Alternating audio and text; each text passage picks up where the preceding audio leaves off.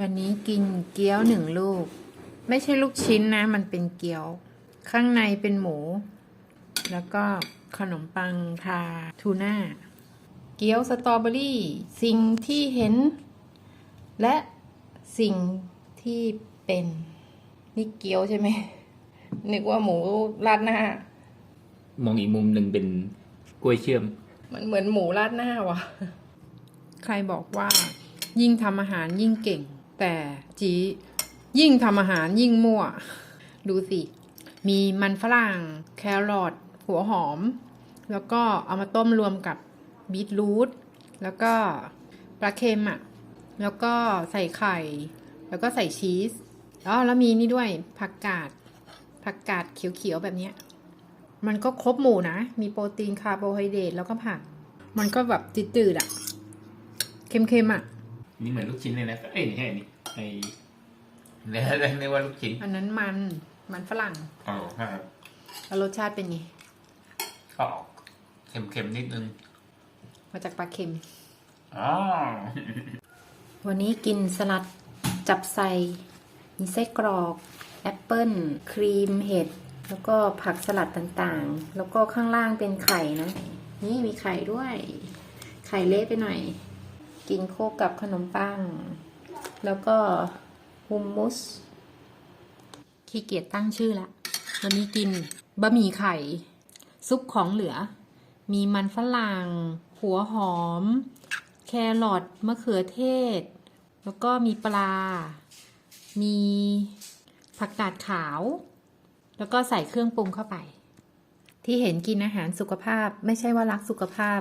แต่เพราะว่าเก็บท้องเอาไว้กินขนมต่างหากมีมันฝรั่งมีโปเตโต้ชิพมีลูกพีชแล้วก็ขนมแล้วก็โดนัททาด้วยเนยถั่วเช้านี้กินสลัดมีไส้กรอกมีไข่ต้ม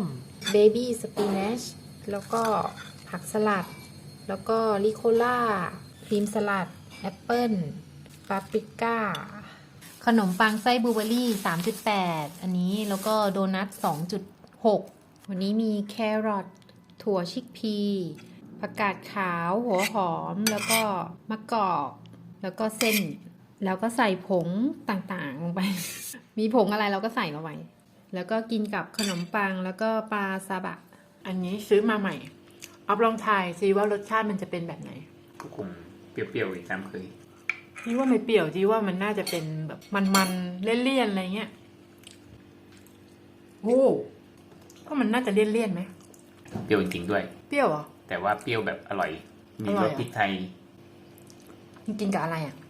เหมือนอะไรอ่ะผมไม่ถูก แล้วมันอร่อยไหมอร่อยดีชอบไหมชอบเค็มไหม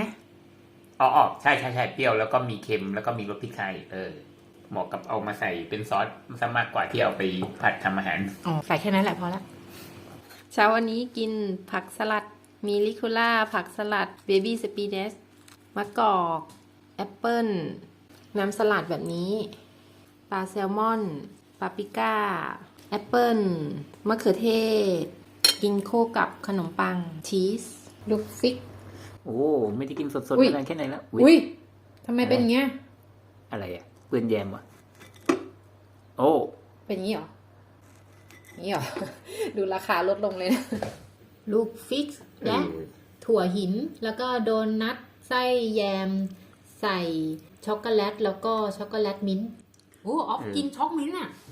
ช็อกมิ้นท์ออฟชอบกินอยู่แล้วไอการเมืองนี่แหละมันทำเสียจำได้แล้วเคยกินแบบสดที่ทีละหน้านั่นแหละแต่แบบแห้งกินครั้งแรกที่ตุรกีซื้อมาเป็นโลเลยเนาะเป็นไงทำไมไม่หวานเท่าครั้งนั้นวะแล้วมันอร่อยไหมก็อร่อยแต่ว่าจืดๆน่ะหวานนิดเดียวเองลูกละ10 กว่าบาทลูกละ10 บาทลดราคาแล้วเคยเจอที่คาคุปลูกละ5 สวอตเท่โอ้ก็อร่อยแต่แบบไม่ค่อยหวาน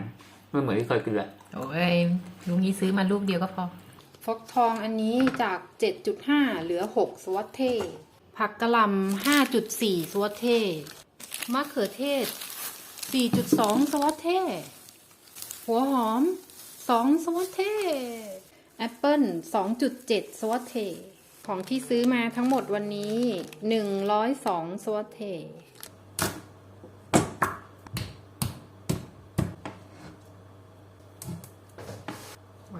ไม่ออก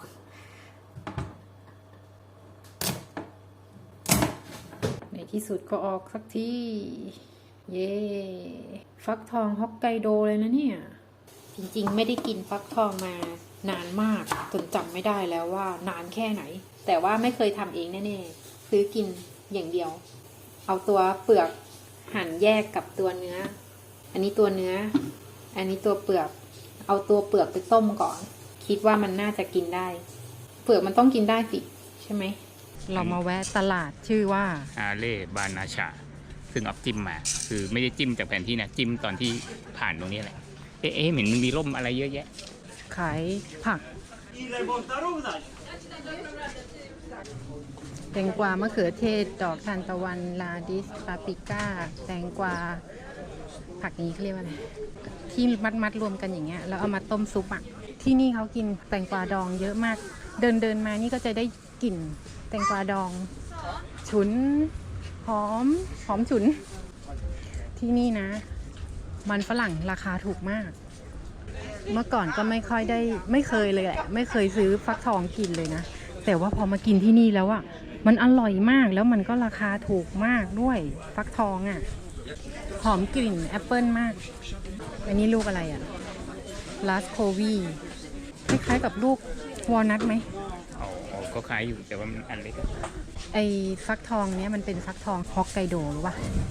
อร่อยมากนะออฟกินเข้าไปเมื่อเช้าอ่ะรู้สึกตัวป่ะว่ากินฟักทองฮอกไกโดไปแล้วมีด้วยโอ้เสียของที่เป่งเลยกินได้ทุกอย่างผิดได้เลยคุณต้องรู้ว่ากินอะไรเข้าไปบ้างซื้อไปก็หนักกว่าเปล่าผ่านนะไม่รู้ว่ามันคืออะไรเห็นแต่ร่มสีเนี่ยสีขาวๆเนี่ยก็เลยเผื่อว่ามันจะมีอะไรแปลกๆแต่ก็ไม่ได้มีอะไรแปลกๆนะขายเหมือนในซูเปอร์เลยก็มีบ้างมีพวกสมุนไพรผักอะไรพวกนี้ที่มันไม่เหมือนแต่ที่บ้านเรามีผักเยอะแล้วก็เลยไม่รู้จะซื้ออะไรอันนี้กินได้ปะทำไมเขาไม่เห็นขายพวกขนมแปลกๆบ้างเลยเนาะอย่างที่โรมาเนียโซเฟียอัลบาเนียยังมีเลยวินี่อะไรเดี๋ยวไปดูดิว้าวไม่ยอมบอกราคาสั่งอันนี้ไปอันนึงแล้วก็อันนี้อันนึงคนละชิ้นกินเลยดูซิว่าราคาเท่าไหร่ซื้อโดยที่ไม่รู้ว่าราคาเท่าไหร่เขาใช้การ์ดได้ทุกที่นะ8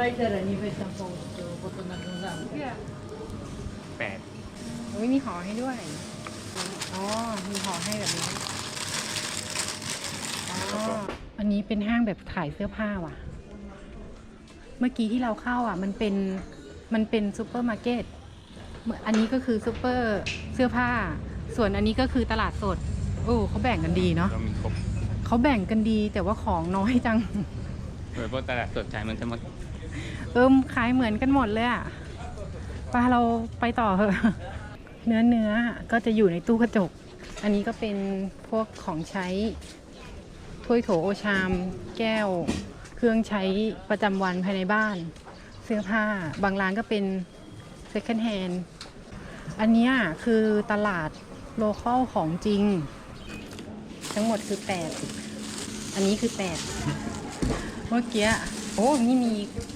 เค้กเต็มเลยนะเมื่อกี้ไปชี้ไงบอกประมาณว่าเอาแค่4ชิ้นได้ไหมเราชูเลข4แล้วเขาก็รวบมาหมดทั้งถาดเลยบังคับขายถั่วมะม่วงแห้งอันนี้อะไรวะส้มแห้งคล้ายๆกับส้มโออะไรอย่างเงี้ย140เนี่ยขายกระเป๋าทำไมเขาต้องมาเปิดร้านในห้องแบบนี้รู้ป่ะเพราะว่าหน้าหนาวมันหนาวไงเขาก็เลยต้องมาทำตลาดในที่ร่มแบบนี้มันทำเป็นสัดเป็นส่วนดีอ่ะอันนี้เสื้อผ้าชีสไข่เรามาดูห้องน้ำในตลาดกันว่าสะอาดไหมก็สะอาดอยู่นะในรูปของผู้หญิงก็ไม่ได้สะอาดมากแต่ก็ไม่ได้เหม็นมากกลางๆนะเมื่อกี้เข้าตลาดอันนี้มาแต่เขาปิดประตูเขาไม่ให้เข้าเหรอเปิดได้บ้า security ด้วยเห็นไหมน่ะมันชื่อบริษัทเหรออ๋อนี่คือซินาโกกเหรอทำไมดูเหมือนพระราชวังเลยทำไมมันดูดีจังถึงแล้วแซกซอนการ์เด้นที่นี่เรียกแซกซอนว่าซัสกิหาที่นั่งเก้าอี้เยอะมากเยอะจนเลือกไม่ถูกเลยแถมดูดีด้วยนะ เขามีงานอะไรไม่รู้ล่ะ มีตำรวจเต็มเลย เรานั่งไกลๆเขาดีกว่า ฟังไม่รู้เรื่องโอ้ได้กินสักที 4 โมงเย็นแล้วอ่ะ อ่า นี่ ขาดไปไหน ฮะ2 อันนี้รวมกัน8วัตเทนะเดี๋ยวลองชิมสิ มันเป็นเนื้อคุกกี้อ่ะแล้วก็มีขาวๆก็เป็นครีมที่ไม่ได้หวานมาก หรอ ไหนลองชิมไอ้ก้อนๆของออฟนี้ เปรียบเทียบกันว่าใครอร่อยกว่ากัน ออบเน้นที่ปริมาณ อยากรู้ว่าข้างในมันเป็นไง อะไรอ่ะ เนื้อเค้ก ช็ ช็อกบอลแบบช็อกบอลยักษ์ โอ้ แล้วอร่อยกว่าเยอะ ของออฟอาจจะแพงกว่าก็ได้ เพราะเขาคิดรวมกันมา จะเป็นซากตอนเมื่อกลับถึงบ้าน เพราะว่าตอนนี้ก็เริ่มจะเละ กลายเป็นเศษไปแล้วอะอะไร คุกกี้ พอเป็นคุกกี้นิ่มๆแล้วก็ใส่แยม ตู้ออฟเลือกไม่ได้เลยอะ โอ้ตอนนั้นจะซื้อเพิ่มแล้วอะไอช็อกบอลยักษ์นั่นแหละ เราไม่รู้นี่ จากอันนี้ปีโรกิไส้สตรอเบอรี่ กลายเป็นแป้งเปียกกลิ่นสตรอเบอรี่ ผสมลูกแพรกวน แยมลูกแพรแหละ แล้วก็ใส่ช็อกโกแลตคืออันนี้ แล้วก็ใส่เนยถั่วคืออันนี้คือเราระดมทุกอย่างที่ชอบมาเพื่อที่จะกินกับสิ่งนี้ ไม่อยากทิ้งเพราะว่าเสียดายของ ยังกับเป็นซุปสตรอเบอรี่เลย จากนั้นก็เพิ่มลูกเกดลงไป จากแป้งเปียกกลายเป็นแป้งเปียกทรงเครื่อง ส่งเครื่องเยอะ วันนี้รู้สึกเหมือนกินราดหน้าเลยว่ะ มันเป็นเกี๊ยวของโปแลนด์อะเป็นก้อนๆแบบเนี้ย เสร็จปุ๊บแล้วก็เอามาต้ม แต่แป้งมันหนามาก พอต้มเสร็จปุ๊บน้ำมันก็ข้น ก็ใส่เส้นหมี่ ไม่ใช่สิบะหมี่ใส่ผัก ใส่ไก่สับ แล้วก็ปรุงรสด้วยน้ำพริกเผา เครื่องต้มยำอะไรพวกเนี้ย มันกลายเป็นราดหน้าเฉยเลยเว้ย เนี่ยทำมาจากเกี๊ยวแบบเนี้ย ปิดท้ายด้วยของหวานแซงว่าไอติมกะทิแซงว่าเพราะว่ามันไม่ใช่ไอติมกะทิ มันเป็นกรีกโยเกิร์ตสีขาวอันนี้ แล้วก็ข้างล่างเป็นขนมถั่วต่างๆ ลูกเกดแล้วก็ลูกพีชแล้วก็โอริโอ วันนี้กินสลัดรวมมิตรของเหลือ มีผักสลัด มีผักสลัดอีกแบบหนึ่ง มีฮัมมุสเนี่ย แล้วก็มีมะเขือเทศ แอปเปิ้ล ถั่ว ลูกเกด บีทรูท แล้วก็ผสมกับชีสสีขาวๆ โปเตโต้ชิพ เอาทุกอย่างที่มีในตู้เย็นเอามาผสมกันให้หมด วันนี้กินมื้อด่วน ซื้อพิซซ่ามา1 ชิ้นในซูเปอร์มาร์เก็ต แล้วก็ขนมปังไส้อะไรก็ไม่รู้ น่าจะเป็นเห็ดมั้ง แล้วก็มาทากับครีม แล้วก็ใส่ผักลงไป ผักสลัดแล้วก็มะเขือเทศ แล้วก็ข้างล่างเป็นแครอท ของหวานก็คือโดนัทคนละครึ่ง ก็คือชิ้นหนึ่งยาวเท่านี้ อันนี้กลมๆเท่านี้ แบ่งคนละครึ่ง ชิ้นหนึ่งก็ประมาณ2 สวอตเทะ นี่ก็คืออาหารโปแลนด์ เกี๊ยวกี้ปิโรกิ ๆ อันนี้นึกว่าไอเนี่ยข้าวเกรี๊ยวปากหม้อ กุยช่ายไหม คล้ายๆกุยช่ายอ่ะ แต่เราซื้อที่ซูเปอร์มากินดูแล้วมัน อันนี้ก็กินแล้วนะ อันนี้ก็กินแล้วนะ แต่เอามาทำเองนะ ไม่ค่อยถูกปากเท่าไหร่ เราทำอาจจะไม่อร่อยไง ที่ร้านทำอาจจะอร่อยไง ที่ซุปเปอร์แป้งหนา แล้วก็อันนี้ก็เป็นเกี๊ยวนะ เป็นแป้งแล้วข้างในเป็นห่อเนื้ออะไรอย่างเงี้ย อันนี้เป็นเครป อันนี้ก็เครปของหวาน อันนี้อะไรอ่ะ พวกไก่เนื้อสัตว์เนาะ อ๋อ ทอดอะไรอย่างเงี้ย นึกว่ามัสมั่น ก็คือราคาประมาณ26ถึง30 อย่างเกี๊ยวแบบนี้ก็26ถ้าเป็นอาหารจานหลักอันนี้ก็ประมาณ